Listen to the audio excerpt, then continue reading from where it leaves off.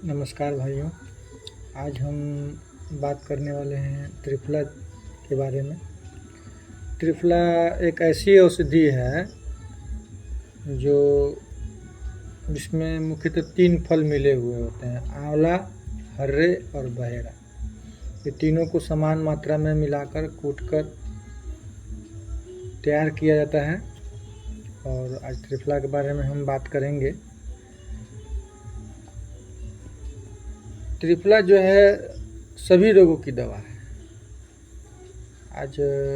आजकल मनुष्य प्रकृति से जितना दूर होता जा रहा है उतना ही वह विभिन्न रोगों से घिरता जा रहा है।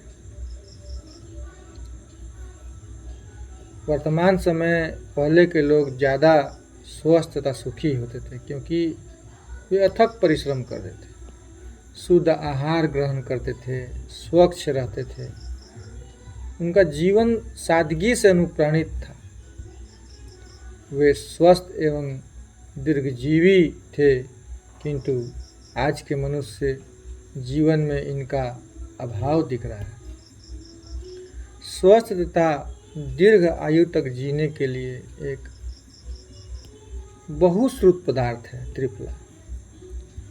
अब यदि कोई व्यक्ति त्रिफला का नियमित रूप से जो निर्दिष्ट नियम दिए गए हैं उसके आधार पर निरंतर 12 वर्षों तक सेवन करता रहे तो उसका जीवन सभी तरह के रोगों से मुक्त रहेगा। ओज उसके जीवन में प्रतिबिंबित होगा। विभिन्न औषधियों के सर्वदा के लिए अपना पिंड छुड़ा लेगा, क्योंकि त्रिफला रोगों की एक अमृत दवा है। इसका कोई साइड इफ़ेक्ट्स नहीं पड़ता है। जैसा कि मैंने पहले ही बताया है, त्रिफला में 3 पदार्थ होता है: आंवला, बहेड़ा और पीली हरड़। इन तीनों का समान भाग में सम्मिश्रण त्रिफला कहलाता है। अब आंवला को कौन नहीं जानता है, हर्रे को कौन नहीं जानता है, बहेड़ा को कौन नहीं जानता है। ये तीनों पदार्थ सहज में ही मिल जाता है। इन्हें प्राप्त कर घर पर ही त्रिफला निर्माण किया जा सकता है। त्रिफला बनाने की विधि इस प्रकार है, मैं आपको इसका विधि बता रहा हूँ।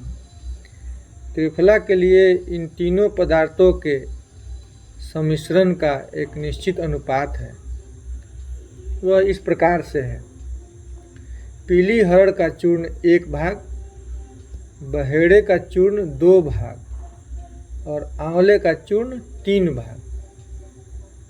फिर से एक बार बता रहे हैं: पीली हरड़ का चूर्ण 1 भाग, बहेड़े का चूर्ण 2 भाग और आंवले का चूर्ण 3 भाग। इन तीनों फलों को गुठली निकालकर खरल आदि में कूट पीस कर चूर्ण का मिश्रण तैयार कर लें। यह मिश्रण कांच की बोतल में कॉर्क लगाकर रख दें ताकि बरसाती हवा इसमें न पहुंच सके। 4 माह की अवधि बीत जाने पर बना हुआ चूर्ण काम में नहीं लेना चाहिए, क्योंकि यह उतना उपयोगी नहीं रह जाता है जितना होना चाहिए। त्रिफला के सेवन की विधि का भी हमें ज्ञान होना चाहिए। त्रिफला 12 वर्ष तक नित्य और नियमित रूप से विधिवत प्रातः बिना कुछ खाए पिए ताज़े पानी के साथ 1 बार लेना चाहिए। इसके बाद 1 घंटे तक कुछ खाना पीना नहीं चाहिए।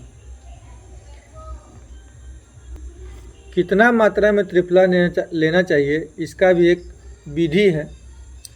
जितनी उम्र हो उतनी ही रत्ती लेनी चाहिए, परंतु एक बात ध्यान रहे कि इस त्रिफला के सेवन में 1 या 2 पतले दस्त होंगे, किंतु इससे घबराना नहीं चाहिए। यदि यह त्रिफला प्रत्येक ऋतु में निम्न वस्तुओं के साथ मिलाकर लिया जाए तो इसकी उपयोगिता और बढ़ जाती है, क्योंकि प्रत्येक ऋतु का अपना अपना एक स्वभाव होता है।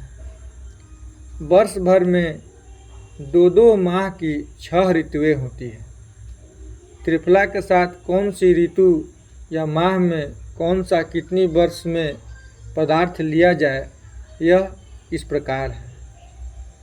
सावन और भादो में यानी अगस्त और सितंबर में त्रिफला को सेंधा नमक के साथ लेना चाहिए। जितना त्रिफला सेवन करें, सेंधा नमक उससे छठा हिस्सा लें। अब देखिए, आश्विन और कार्तिक में यानी अक्टूबर और नवंबर में त्रिफला को शक्कर या चीनी के साथ त्रिफला को खुराक छठा भाग मिलाकर सेवन करना चाहिए। यानी कि त्रिफला की जो खुराक है उसका छठा भाग चीनी या गुड़ मिला लेना चाहिए। अब उसके बाद महीना आता है माघ और पूस यानी कि दिसंबर और जनवरी। तो इस महीना में त्रिफला को सौंठ के चूर्ण के साथ लेना चाहिए। सौंठ का चूर्ण त्रिफला की मात्रा से छठा भाग, जो आप मात्रा ले रहे हैं उसका छठा भाग होना चाहिए। अब आता है माघ फागुन महीना यानी कि फरवरी और मार्च में त्रिफला को लैंडी पीपल के चूर्ण के साथ सेवन करना चाहिए। यह चूर्ण त्रिफला के छठे भाग से कम होना चाहिए, माने छठा भाग से भी थोड़ा कम ही होना चाहिए। अब आता है महीना चैत और बैसाख यानी कि अप्रैल और मई में। अब अप्रैल और मई में त्रिफला सेवन त्रिफला के छठे भाग जितना शहद मिलाकर करना चाहिए।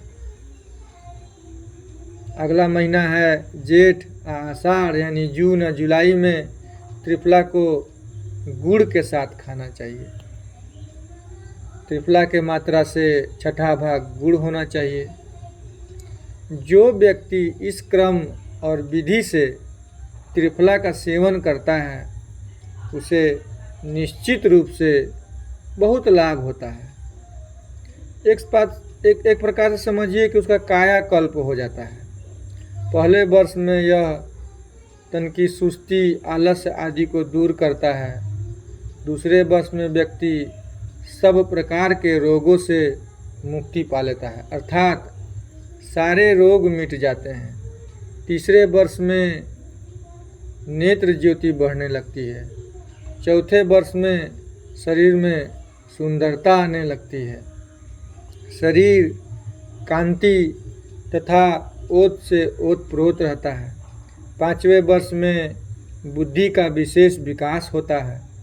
छठे वर्ष में शरीर बलशाली होने लगता है।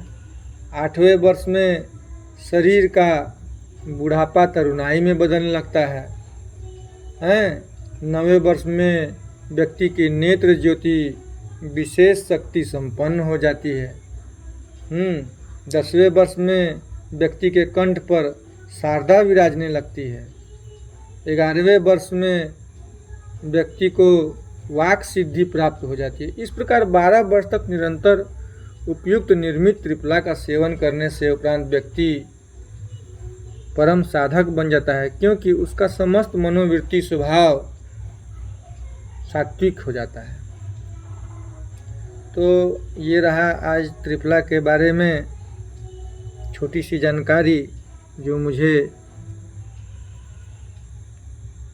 आचार्यों के द्वारा प्राप्त हुई थी। आशा है आप इस जानकारी से लाभ उठाएंगे और इस पर विश्वास करेंगे, क्योंकि आयुर्वेद कोई भी औषधि आयुर्वेद में जो दी गई है, अगर उस पर श्रद्धा नहीं हो, विश्वास नहीं हो और निष्ठा नहीं हो तो बिना विश्वास के औषधि भी लाभ नहीं करती है। और इस प्रकार से आज का मेरा ब्लॉग पूरा होता है। आशा है आपको अच्छा लगेगा। कैसा लग रहा है, कैसा नहीं लगा, इसके बारे में कमेंट कर ज़रूर बताएंगे और हमारे चैनल को सब्सक्राइब कीजिएगा। धन्यवाद। नमस्कार।